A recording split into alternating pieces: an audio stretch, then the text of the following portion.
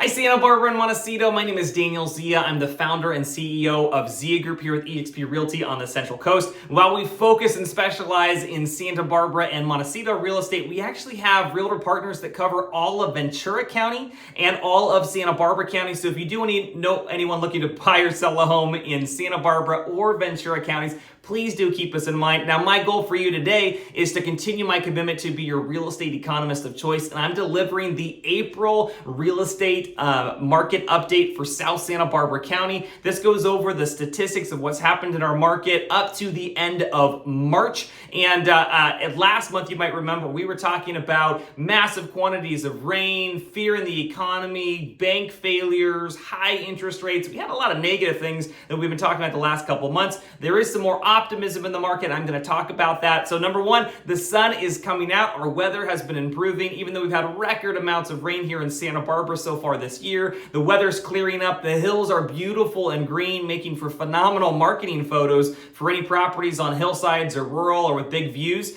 Also, some of the fear the last month and a half of kind of wider spread banking failures at this point has vastly diminished. That's been out of the news for weeks now, out of buyers and sellers' minds both. And then also the inflation numbers have come down to 5%, providing some hope that in the coming months we might see some relief on the interest rate front as well, seeing mortgage rates come down in the coming months, pending what the Fed decides to do in their kind of upcoming meetings. Now, let's start with the good news. The good news is that our real estate market is actually fairly firm when you look at the economics about the homes that are coming on the market. They're selling fairly quickly in about 1 month's time, and they're selling very close to their asking price. On average, they're selling 99% of their last asking price and about 97% of their original asking price. So that reflects that sometimes sellers need to do a price adjustment down and then get one or more offers in, and then they're going into escrow still pretty close to the asking price. So that's the good news.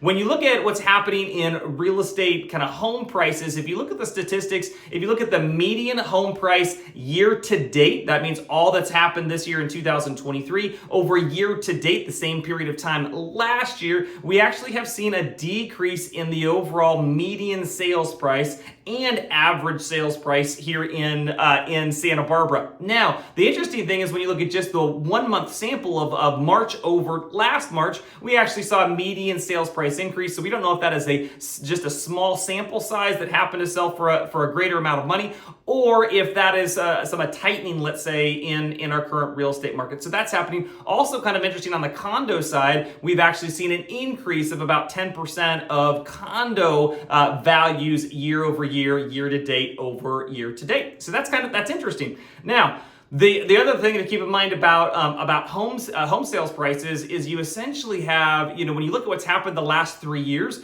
in about a 2 to 3 year period, you had home prices go up like 54%. So the fact that home prices, look like they are either softening a little year over year or staying stagnant, that's not necessarily a surprise. We've seen this in the past where we've had massive jolts up in the market, and then everyone kind of takes a breath and looks around and says, okay, are home prices supposed to be going up? Are they going down? And there's like this stutter step for a period of time as the market collectively decides based on supply and demand economics, should home prices be going up or down? Now, one of the really unique factors of our market right now is that we have home sales down. I'm talking way down. We've had the lowest number of home sales we've ever had in the last 14 years happen so far this year, year to date. Now, that's happening for a variety of factors. One, we have a drastically reduced inventory. So as far as new home listings, the last 4 years, every year we've had about, plus or minus rough numbers, about 100 fewer homes come on the market so far in this time period, year to date, the last 4 years. So we had 600 and something, active listings this time 4 years ago, and then 500 and something active listings, 3 years ago, and then 400 and something active listings, the year before that, and then 300, and then this year it's been 200. So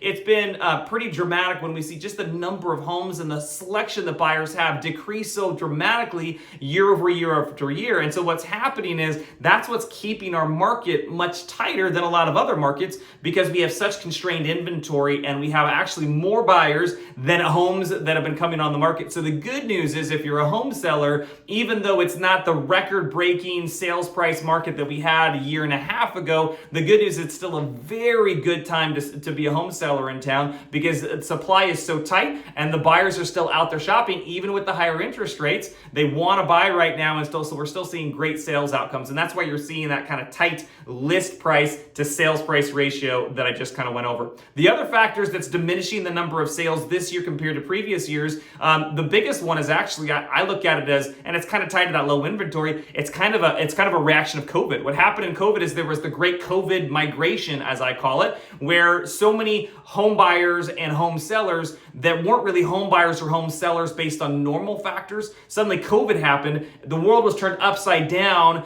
and a much higher number of home buyers and home sellers ended up transitioning over a 2-year period of time, the first 2 years after COVID. And a lot of those transitions were actually scheduled based on normal life circumstances and catalysts, not to happen for years in the future. So what happened is that COVID migration is it almost took future transactions, i.e. this year's transactions, and it pulled it, forward in time, or stole it and put them in the years of 2020, 2021, and some in 2022. But now we're coming to this like equalization season where a lot of the people that were going to move in these coming years have already moved. And so what's really netting down is the buyers and sellers that are transacting now. It's a much smaller number. And part of that is because we're back to normal kind of life catalysts.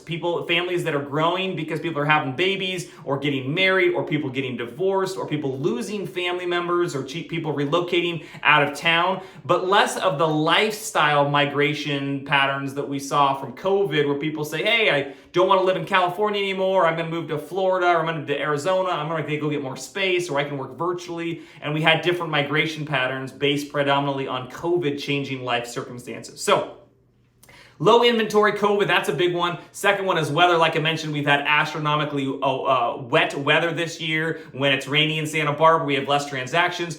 Interest rates have been higher. That decreases buyers' buying power, and some buyers have been in a paralysis mode, either priced out of the market or just strategically thinking, hey, if I wait, it's going to get better and I can get a lower interest rate. That's usually not the complete picture, because a lot of the shrewd buyers right now are still moving forward and purchasing properties, and they're just factoring a strategic, no-cost, home loan refinance in the coming years as we see interest rates, potentially drop from the 6s where they are now into the 5s and hopefully the 4s again over the next year or two as the economy kind of adjusts. So now putting in perspective, like I mentioned, the last factor there would be economic uncertainty, right? We just have some economic uncertainty. I think a lot of that is clearing up, at least on the banking side, but we still have some just overall economic uncertainty that just gives people a feeling of caution. And then again, it's more of the shrewd or astute or contrarian investors or buyers that really have hard catalysts to do something, or sellers that have hard catalysts to do something, that are still transacting in this market. So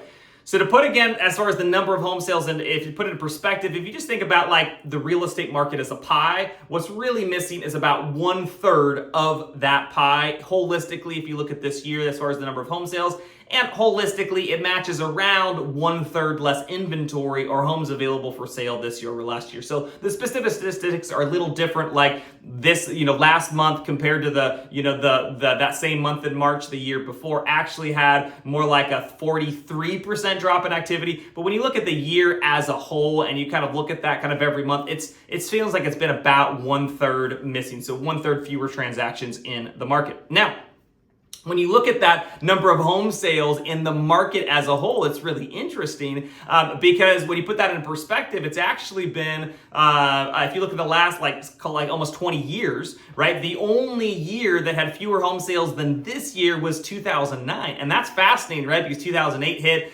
all of the incredible economic things that were happening there, the bank failures there. And then 2009 had actually lower home sales than this year. But those circumstances, again, were different from the perspective is we had lots of inventory to sell, and we had buyers that either weren't willing or weren't able to purchase, and that's what was causing that fewer number of sales. Now we have lots of buyers still able and willing to purchase. They just can't find the homes that match their criteria or the wish list, so they're just still actively looking. So very different perspective. Also, it's kind of interesting, if you look at the March sales, March actually had more sales than any month in the last 5 months. And even last July, which is usually a peak number of sales month, had fewer sales than this March. So again, it could be that there's some optimism in the market and some momentum occurring, or it could just be that this is a little stutter, but we will see. As far as one of the key indicators about whether prices are going to go up and down, we look at the supply of homes, also known as the absorption rate. That's right at 1.22 months of inventory. So if no new homes came on the market, we would sell through every home that's available on the market in approximately 1.25 months.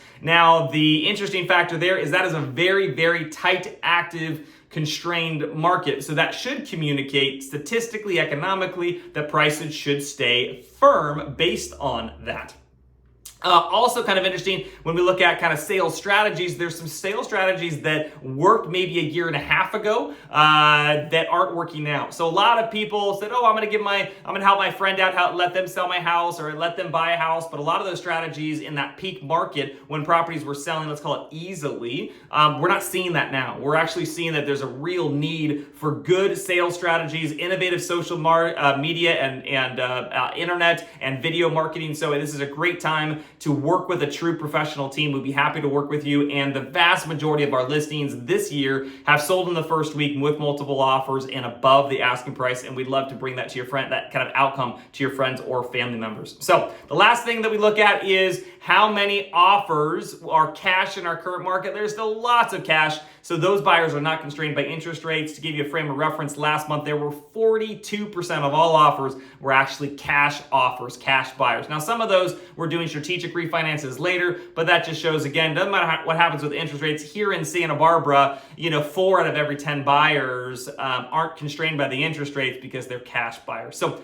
overall, our market is active. There is some pricing fluctuation or stagnation, let's say, but the market is active. The inventory is constrained. If you are a home seller right now, you're going to have a great outcome if you hire a phenomenal team like Zia Group or professional agent. If we can do anything or you want a confidential consultation, please do reach out. We'd love to talk to you and see what we can do to help you or your friend or family member. Thanks so much and have a great April.